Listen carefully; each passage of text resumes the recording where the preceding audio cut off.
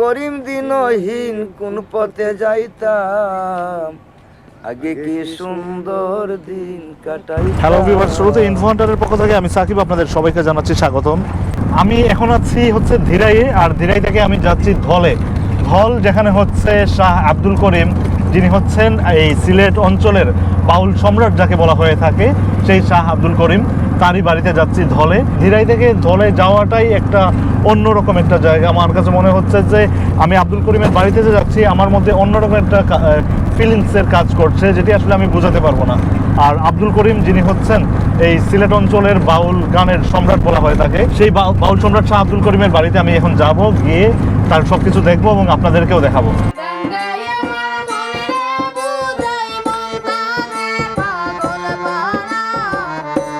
ভাই আসসালামু আলাইকুম, ভালো আছেন? জি আলহামদুলিল্লাহ। আমি আসছি আসলে মূল উদ্দেশ্য হচ্ছে আপনাদের এই ধল গ্রামে আসার উদ্দেশ্য তো একটা, এটা বুঝতেই পারতেছেন, সেটা হচ্ছে শাহ আব্দুল করিম, হ্যাঁ আমাদের বাউল সম্রাট। আর এই শাহ আব্দুল করিমের বাড়িতে যাওয়ার আগে আমাকে বেশ কয়েকজন বললেন যে ধল গ্রামে গিয়ে অবশ্যই যেন ধল বাজারে এসে আপনার দোকানের মিষ্টিটা খাই, না হলে নাকি মানে একটা অপূর্ণতা থেকে যাবে। আচ্ছা ইনশাআল্লাহ মিষ্টি খাইবা। জি, তো আপনি বলবেন আপনার মিষ্টিটা কি, মানে আপনার মিষ্টির এত সুনাম কেন? আমার মিষ্টিটা তো ওই যে আমি অরিজিনাল নিজে ছানা খাই, এই যে ছানা কাটছি, এই যে দেখেন। আচ্ছা, এটা অরিজিনাল আমরা নিজে তৈরি করছি, গায়ের দুধ আনিয়া এই নিজে ছানা কাটছি, এই যে ছানাটা বুঝছেন না।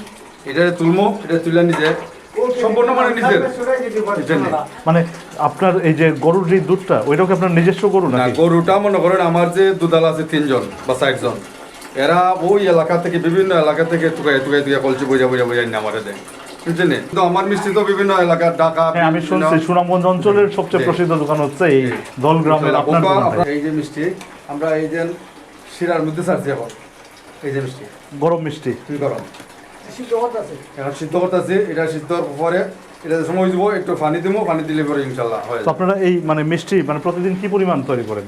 মোটামুটি ভাবে কোনোদিন 2 মণ, কোনোদিন 3 মণ, এইরকম ভাবে প্রতিদিন। প্রতিদিন। আর কেজি কি হিসেবে বিক্রি করেন? 200 টাকা কেজি। আপনার ওই যে শিরা সহ দেওয়া লাগে, আমাদের জল শিরার মিষ্টি তো, শিরা কিছু দেয়, শিরা সহ 200 টাকা। আর এমনি শুকনা কেউ নিতে চাইলে ওই লেগে 300 টাকা কেজি বেতন লাগে, মানে একবারে শুকনা। তো শুকনা মিষ্টিটা বেশি ভালো থাকে না, এর জন্য আমরা শিরা লাগাই দিই।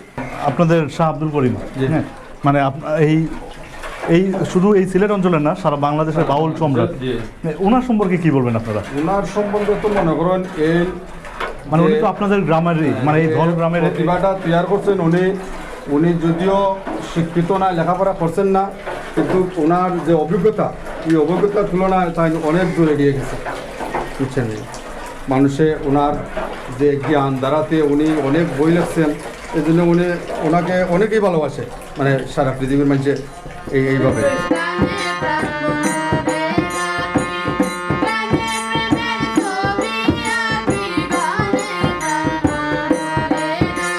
আমরা তো ছিলাম এতক্ষণ এই যে ধল যে বাজারটা আছে, ধল বাজারে, সেখানে গিয়ে মিষ্টিও খেলাম, মিষ্টি নিলাম। আর এখন আমরা এই শাহ আব্দুল করিমের বাড়ির প্রায় কাছাকাছি চলে এসেছি।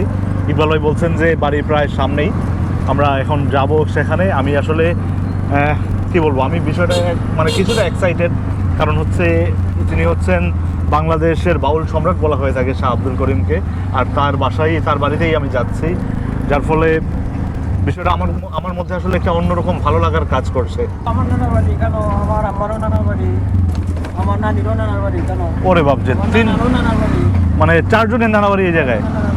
বাহ, তো কেমন লাগে এই যে এইরকম একজন মানে বাউল সম্রাটের এলাকার লোক আপনারা? সুন্দর লাগে, খুব আনন্দ লাগে। চলে আসলাম এই ধল গ্রামে শাহ আব্দুল করিমের বাড়িতে। ওনার সাথে, উনি তো আর নেই, আমি হচ্ছে আসছি, ওই ওনার ছেলে আছেন এই জায়গায়, তার সাথে দেখা করতে আসছি। আর দেখা যাক, নূরজালাল ওনার ছেলের নাম। এই ফলগুলো কি ফল? চলতা। চলতার কি আচার বানাবেন নাকি? বাহ, আপনারা কি শাহ আব্দুল করিমের আত্মীয় স্বজন এই ধরনের কিছু নাকি? জি, আত্মীয়। আচ্ছা আচ্ছা, কি হন আপনি সম্পর্কে, কি হন ওনার? শাহ আব্দুল করিমের ভাগনার ঘরের নাতিন। আর কেমন লাগে এই যে শাহ আব্দুল করিমের গোষ্ঠী আপনারা, মানে উনি তো হচ্ছেন এই মানে আমাদের কি বলে, এই অঞ্চল না শুধু, সারা বাংলাদেশের বাউল সম্রাট বলা হয় ওনাকে। আর ওনার লেখা যে গানগুলো আছে, বাউল গানগুলো, এগুলো তো মানে সবার মুখে মুখে। তো এই বিষয়গুলো আপনাদের কাছে কেমন লাগে? ভালো লাগে। আপনি তো হচ্ছেন ওনার শিষ্য, তার মানে তো শাহ আব্দুল করিমের দুই একটা গানও শোনা যাবে আপনার মুখ থেকে। গাইতে পারবো, আচ্ছা, আমার ঘরে গাওরা আছেন গাইব। আব্দুল করিম সাহেবের ওনার যে ডকুমেন্টারি আমি করছি ওনাকে নিয়ে ওইখানে ঘুরে করছিল, এখন তো বিল্ডিংগুলো আছে আর কিছু। আব্দুল করিমের সময় যে আসুন ওনাকে আমি আরও ছুটু ওনাকে নিয়ে আমি যেমন আমি ফুলহারা কলম কিনে আমার একে না গো সজনী দে মুর্শিদ হয়ে কেমন চিনিব তোমার এই সমস্ত আমি গাইছি। আব্দুল করিমের কাছে বইয়া যন্ত্র বাজাইছি কিছুদিন, ওনার সাহায্য করছি যাবার। ও ওনার সাথেই আপনি মানে আমি থাকতাম সবসময়। বাদ্যযন্ত্র বাজাতেন? সবসময় শিশুকাল দেখতে পাই। ও আপনি আপনার ছোটবেলা থেকেই ওনার সাথে? 25 বছর কারাইছি ওনার লাগে, 32 বছর যাবত কারাইছি। বাহ, 2009 সালে মারা গেছেন, তো নানারে যাপন করলাম। ওই এখন আসি তাই নিয়ে ওনাদের একটু জায়গা পাইছি, সরকারি জায়গা, ওখানে আমি আসি ওই যেখানে লোক সব মাঠ হয় যায়নি, ওই মাঠের মাঝে আমার গোটা আছে। আচ্ছা আচ্ছা। তো এই আজকে একটু দেখাবেন আর কি শাহ আব্দুল করিমের যা কিছু আছে, আর তার সাথে শাহ আব্দুল করিমের দুই একটা গানও শুনলাম আপনাদের মুখ থেকে। আচ্ছা ঠিক আছে। তিনি সঙ্গীতালয় কেন আমাদের বই অনেক সময় আমরা গান টান গান গাইতাম, আমরাও গাইতাম, বা তিনি আশা আসলে এটা ওইব না উন্নত ওইব কেন গান। ও মানে এই ঘরে বসে উনি গান গাইতেন? যে সব আমরা ওখানে মানে গান বান্ধা করতাম। এই ঘরটা কি এখন কি? এই ঘরের মাঝে অনেক অনেক মালামাল আছে, অন রাখাইছে আপাতত। আর এখন গান করার লাগে আর একটা ঘর হয়েছে কেন আমরা এখানে বইয়া করে রাখি। আর সপ্তাহে কোনো কোনো সময় তারিখে এখানে আমরা বই বইয়া অনুষ্ঠান করি। আর আগে নিয়মিত শাহ আব্দুল করিম এই ঘরে বসে গান গাইতেন? এখানে সবসময় তানি বইয়া গান বান্ধা লেখতাম। যে সামনে গাঙ্গের পাড় আছে, কালী নদী আছে, তো কালী নদীতে দেখবা এবার তানিয়া জাদুঘর আছে, জাদুঘর দেখতে পারবো। তার মানে এই কালনী নদী যেটা, হ্যাঁ, এই কালনী নদী তো হচ্ছে মানে উনি যত গান লিখছেন তার বেশিরভাগ তো এখানে বসেই লিখছেন। তো তাই গানও কইছেন যে কালী নদীর উত্তর পারে আসিয়ে ঘুরে ঘুরে পুষ্ট পিছর দোল বাজারে ইউনিয়ন তারল, সে বলে সাধু করি সে বলে পাগল, যার যা ইচ্ছা তাই বলে বুঝি না আসল নকল। জন্ম আমার সিলেট জেলায় সুনামগঞ্জ মহকুমার বসতপুরি দিরাই থানা, গ্রামের নাম হইজান দল। দল একটি প্রসিদ্ধ গ্রাম, দূর দূরান্তে আছে নাম। ওই গ্রামেতে জন্ম নিলাম, নাই কোনো সম্বল। স্কুল মাদ্রাসা আদি শিক্ষা দীক্ষার আছে বিধি, মধ্যে বহে কালনী নদী, তাতে কালো জল। হ্যাঁ, কালনী নদীর উত্তর পারে আসিয়ে ঘুরে ঘুরে পুষ্ট বিষয় দলবাজার ইউনিয়ন তারল। পিতার নাম ইব্রাহিম আলী, সুজা সরল আল্লাহর অলি, পীর মুর্শিদের চরণ দুলি করিমের সম্বল। তো তাইনে ভাষার ও তখন ওই যে তাইনের একটা ডকুমেন্টারি করছিলাম সাকুর মসজিদ ঢাকার, ওই যে একটা যদি একটা পরমেশ্বরী আছে হিন্দু তার। তো এটাই হচ্ছে সেই কালনী নদী? জি, কালী নদী। দেখে তাই ওইদিকে গান টান সবসময় আটটা মনে খাতা কলম থাকতো, গান বাজনা টান লেখতা সবসময়। কেন দুইটা একটা গাছ আটটা গাছ আছে হনো, এই গাছটা হাত হয়ে গেছে, তেন গাছের তলে বইটা বইয়া মানে গান দুটা গাছের তুলে বইটা দিয়েছে। আমি তো গাঠুর আসি না, এটা তো এখন হয়েছে, যদি ওখানে বাগান আছে, এখানে অনেক সময় টান বইছে।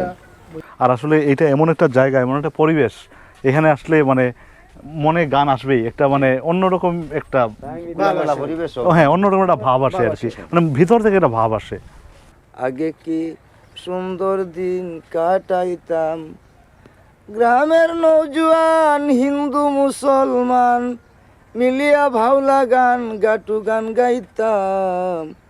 আগে কি সুন্দর দিন কাটাইতাম, আগে কি সুন্দর দিন কাটাইতাম। বর্ষা যখন হইতো গাজির গাই নাইতো, রঙ্গে ডঙ্গে গাইতো আনন্দ পাইতাম। বাউলা গান গাটু গান আনন্দের তুফান, গাইয়া সারি গান নাও ধৌরাইতাম।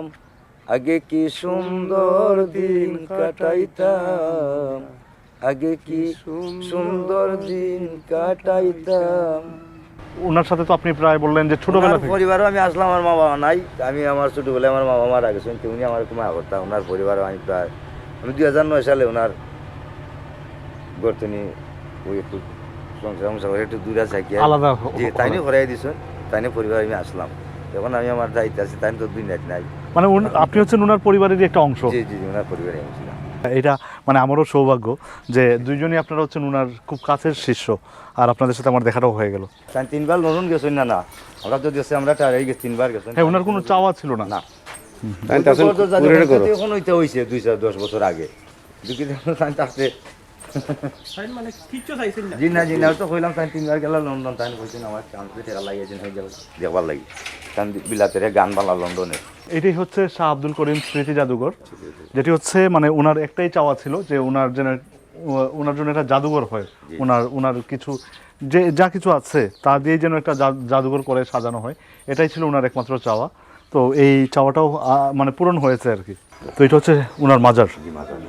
ওনার ওয়াইফ আসুন লাগা যে সরলা, হ্যাঁ হ্যাঁ, ওনার ওয়াইফ ওনার এটা তো হচ্ছে ওনার স্ত্রী সরলা খাতুন। তো তুমি গান লেখছেন যে সরল তুমি শান্ত তুমি নূরের পুতুলা, সরল জানিয়া নাম রাখি সরলা। ওনার যে ওনার ফার্স্ট 6টা গান আছে। তোমার গেলাম 90 ইংরেজি, যেমন আমি ছুটু তাই যে মারা যান, তাই মারা গেলা দিরাই আমরা দিরাই থাকতাম পরিম সারি লইয়া, তাই গাও সাইডা গেছে গিয়ে ওপার গেছে ইনকাম বললাম জ্বালা।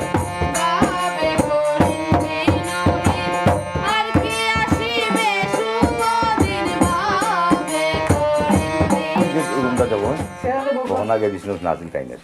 ও, যে বিছানাটা ওইখানে দেখলাম ওইটা এখানে ছিল, তার মানে এই ঘরে উনি থাকতেন। আচ্ছা আচ্ছা।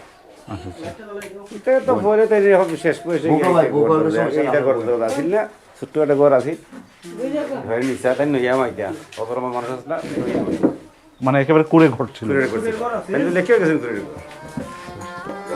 আমরা দেশে শ্বশুর খেয়ে তাই করে করে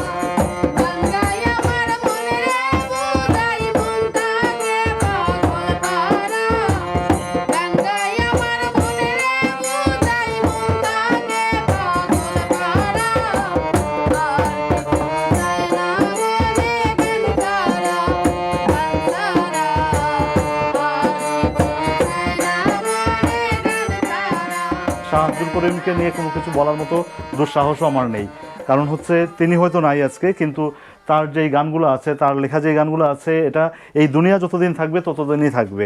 আর শাহ আব্দুল করিমের আসলে রচিত গান আমরা খুব কমই শুনছি, কয়েকটা গান হয়তো আমরা শুনছি বা আমরা জানি যেগুলো হচ্ছে লোকমুখে পরিচিত, কিন্তু এখনও অনেক গান আছে যেগুলো হচ্ছে এখনও হয়তো মানে ওই রকম সুর বাঁধা হয়নি বা ওই রকম মানুষের মুখে মানে মানুষের কাছে পৌঁছায়নি।